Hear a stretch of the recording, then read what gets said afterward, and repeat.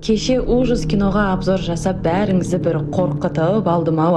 Онда бүгін ойбай деп шошып дірілдемей отырасыздар. Өйткені негізі мен тапқан кезімде ақымақ адамдардың қылығы деп тұр еді. Алайда мен олай айтпай ақ қояйын, иә. Все-таки бәрімізде ондай кездер болып тұрады ғой. Миы істемей қалғандардың бүлдіргені дей салайын. Мысалы, тілін темірге жабыстырып тұрғанын қарасаңыздаршы. Үлкен дарда еркек әйелдердің кішкентай балалардың ойыншығымен жүргенше. Сәлеміздер, мен Диана Кью, мынауың қуама деп отыруға дайын бола беріңіздер енді.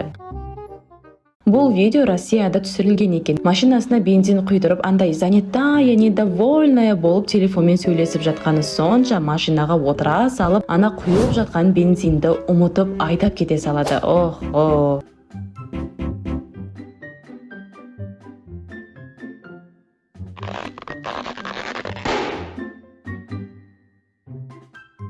Машинасы ананы тартып қозғалмай қалғанда, әй не болды деп сыртқа шығып қараса болады ғой. Дальше кете бермейше. Өкінішке орай заправкада бұндай жағдайлар өте көп болып тұрады. Шланганы үзу былай тұрсын, даже ана аппараттың өзін жылжытып әкететіндері де бар. Бірақ мынауың енді машинаның ішінде қыз кілтті таппай іздеп жатыр. Ал кілт өздеріңіз көріп тұрғандай әшейін машинаның есігінде қалып кеткен. Тағы да заправкада болған жағдай, алайда машинаға қатысы жоқ. Әйел бетіне маска тағып алғанда, алайда ол масканы өзі не үшін тағатын ұмытып қалған ау.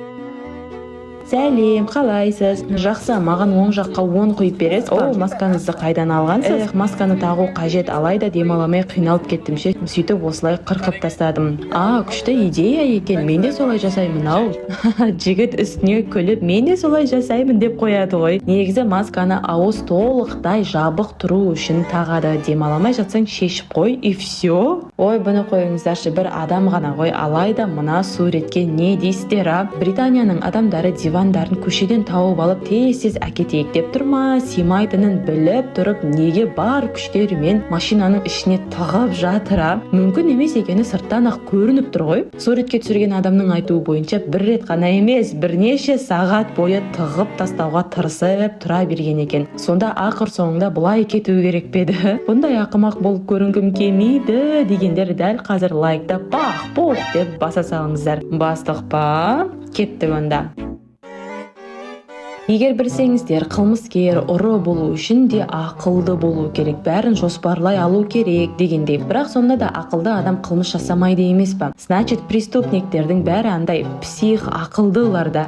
Мейлі. В общем, Америкадағы бір еркектің үйінің камерасына түсіп қалған видео. Белгісіз жігіт үйде ешкім жоқ кезде нені ұрлады десеңіздерші. Сыртта тұрған картинадағы гүлдерді. Оны қойыңыздаршы, гүлдерді ұстап алып қашып жатқанда шалбары шешіліп кетсе бола ма? Ақымақ-ай, кейін сонда да оны полиция ұстап алған екен. Жалпы киім сатып алатын жерлерде әрбір киімде магнит тұратынын жақсы білесіздер ғой, а? Кімде-кім киімді ұрлап кеткісі келсе, шығатын жерде пыйпылдап сигнализация істеп кетеді. Енді бір өзін басқалардан миым зор істейді деп санайтын жігіт, қаяқтан екенін білмеймін, бірақ сол киімдегі магниттерді қалай шешуді үйреніп алады ғой ше. Білдіртпей шешеді да, ха-ха, тегін киім әкетіп бара жатырмын деп кетіп баратқаны солайды, сонда да сигнализация ойнап кетеді. Неге? Өйткені жынды магнитті шешеріне шешіп алып қалтасына салып қойған ғой.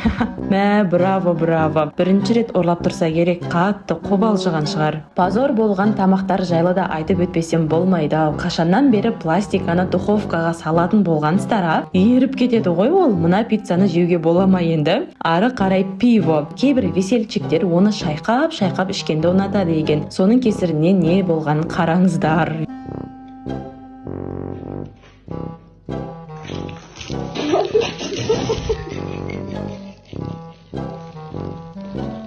Ренжімеңіздер, тәтті жайлы да айтамын. Қосылған үтікті қалай маршмеллоудың үстінде қалдыруға болатын кім білсін енді.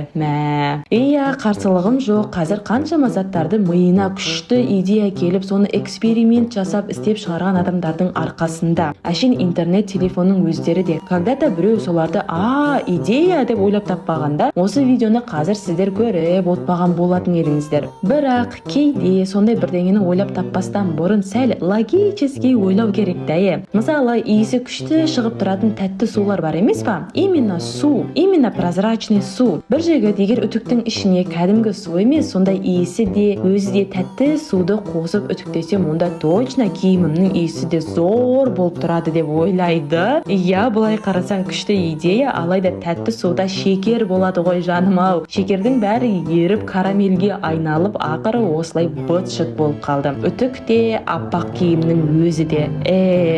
Ал қарсы алыңыздар, алдарыңызда Сет атты жігіт. Білесіздер ғой, киноларда жалпы мұздай нәрседе тілдің қалай жабысып қалатынын көрсетіп жатады, я? Сет те соны өзі тексеріп көрейінші дейді. В общем, ары қарай өздеріңіз көріңіздер.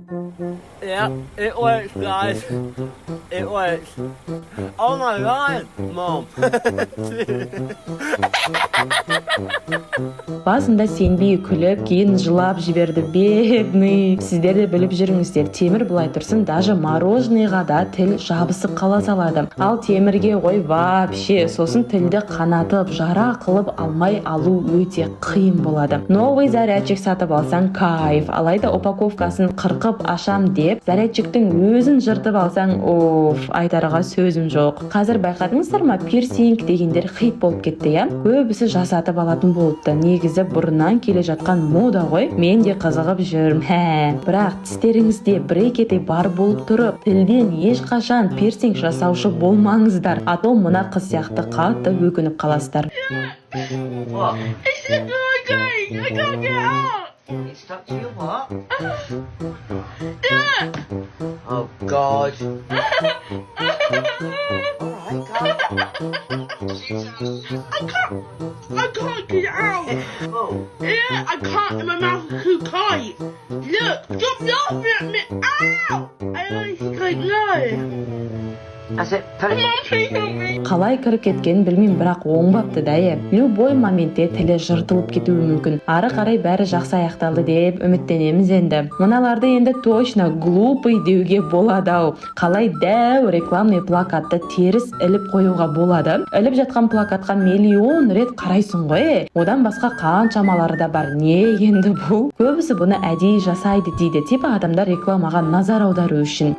Білмеймін, сіздер қалай ойлайсыздар? Аузына балта салып алған қызға не дейсіздер ме? Ужас. Ал енді выставкада болған жағдай. Бір қыз 30 миллион теңге тұратын затты сындырып алған. Қараңыздар, мынандай иттің формасындағы шар бар емес па? Выставкада сондай шарды көріп, үстінен бір салып қалады ғой ше. Сөйтсе ол шар емес, фосфордан жасалған екен, сразу сынып қалды. Бірақ выставканың бастығы молодец, қызға ештеңе төлетпепті, мен ештеңе қылмайды деп қоя салыпты. Ал мына оқиғаны енді ақымақтық дей алмайым ше, бірақ ұялған ғой байғыз. Қыз бен жігіт танысып, жігіттің үйінде кездесуге келеді. Қыз келеді де басында бәрі жақсы сөйлесіп отырады, алайда бір уақытта қыз мен барып макияжымды дұрыстап келейінші деп туалетке кіріп кетеді. Негізінде макияж үшін емес, какашка шығару үшін барған екен. Ісін істеп болған соң унитаздағы су кетпей қалады ғой ше. Өлі, енді не істеймін деп қолымен өзінің какашкасын алып терезеден лақтырып жібергісі келіп еді, алайда лақтырған какашкасы екі қабат терезенің ішіне түсіп кетеді. Қолымды тығып аламын деп бейшара өзі де түсіп кетеді ғой терезенің ішіне. Бұдан жаман қалай позор болуға болатын білмеймін мен. Ақыры құтқарушылар келіп оны құтқарып алады. Екеуі екінші бір-бірімен жолықпайтындай болып кеткен шығара.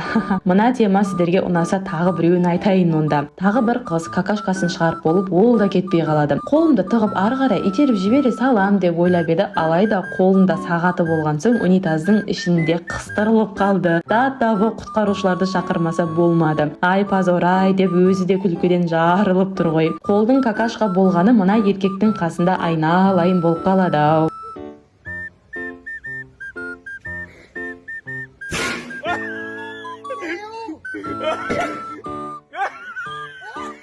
Қолына ұстап алған не екен білмеймін, бірақ үсті басының бәрі какашка болды. Өлі болды, какашка дей бермей басқасына өтейік. Макияж, тиктоктағы бьюти-блогерлердің трендтерін көріп тұрамыз ғой, күшті боянады, Алайда мына қыз Хэллоуинге вампирдің макияжын жасаймын деп өтірік тістерді суперклеймен жабыстырып қойды.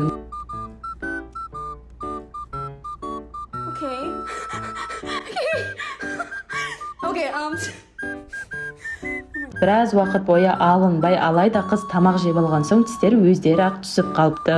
Балалық шағын сағынатын үлкендер көп, мен де солардың қатарындамын. Сол үшін мына әйел балалардың кішкентай машинасына отырам деп шығамай қалды. Ал бұл қысылып қалған қыз ғой вообще не үшін балалардың площадкасында жүр өзі? Дарда еркекке не бар дейсің? Бұндайларға міну былай тұрсын, әшейін качеляда отыруға қорқам ғой мен, біреу ұрсып берема деп ше. Баскетболдың добын салатынына кіру қалай ойына келді деймді. Құтқарушылар келіп шығарып алды. Ал супермаркетте вообще корзинаның машинасына екі әйел кіріп кеткен. Ай, не болған үлкендерге, не ужас мынау. Балалық шақты сағынамыз ғой, бірақ до того бұндай емес қой енді.